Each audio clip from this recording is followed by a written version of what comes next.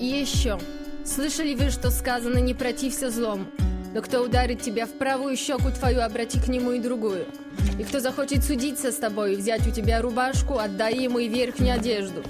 А девушка, о которой я рассказываю, без всякого суда скидывала с себя всю одежду, если мужчина, который ей нравился, угощал ее московским ромом с кока-колой и предлагал широкую кровать с резными дубовыми спинками. Однако, когда один из таких мужчин ударил ее по правой щеке, левую она категорически отказалась подставлять. А вместо этого пошла на его же кухню, на кухню мужчины, ударившего ее по правой щеке, взяла там кухонный нож, вернулась в спальню, где был совершен удар, и попыталась воткнуть этот нож мужчине этому прямо в лицо. Но мужчина этот перехватил ее руку с ножом, замахнулся и ударил девушку, о которой я рассказываю, по другой щеке. И так сильно ударил он ее по другой щеке, что у нее кровь потекла из носа весенним ручьем. Стремительным весенним ручьем, только красными во время зимы. Как раз во время зимы. Сели они на электричку до Серпухова. Тронулся поезд, и зазвучали в вагоне призывные голоса продавцов ручек, газет и батареек. И ехали они в Серпухов, в родной город этого Санька, в котором люди на улицах среди бела дня падают от алкоголя, а в квартирах и подворотнях молодежь втыкает шприцы в прозрачные вены на ногах. И ехали они, чтобы танцевать в той комнате, где танцевал тот парень после того, как лопатой изрубил свою жену в огороде, ибо не рассказали друзьям-милиционерам о том, что натворил их друг, и никто не знал об этом, и уж тем более не знала об этом девушка Саша, из-за которой, собственно, и был совершен сей поступок. А жена эта, женщина с черными волосами, спала на 2-метровой глубине в земле серпуховского огорода, и такая вещь, как кислород, ей была уже просто ни к чему. Когда девушка эта Саша сошла на Серпуховской перрон, то сразу же поняла, в каком городе оказалась. И потом только делала вид, что ей нравится лепить снежную бабу в огороде и слушать группы Любэ в плеере.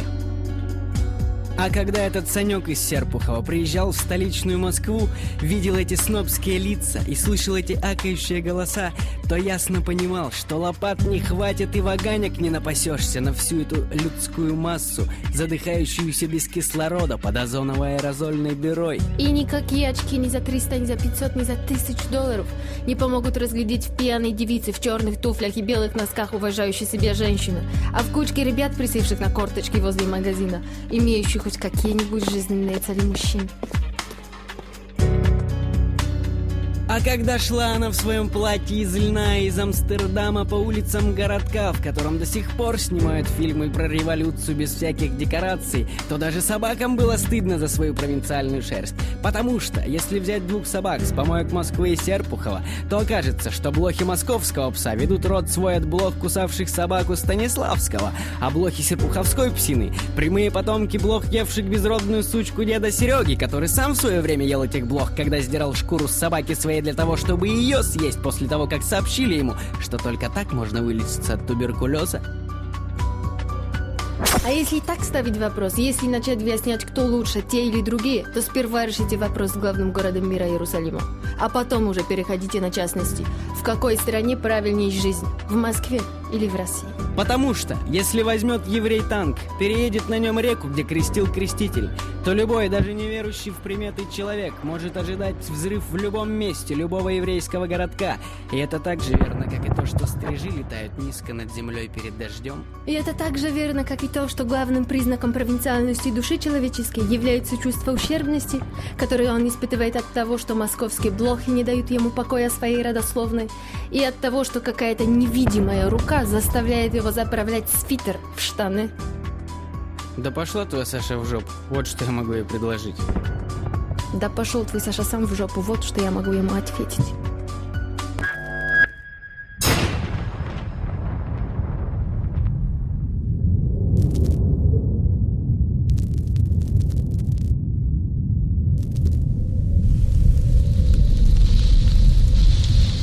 И да будут все сынами Отца Небесного, ибо Он повелевает солнцу своему восходить над злыми и добрыми. И посылает дождь на праведных и неправедных, ибо если вы будете любить любящих вас, какая вам награда? Да в том-то и дело, что никакой. Да просто останетесь без награды и все.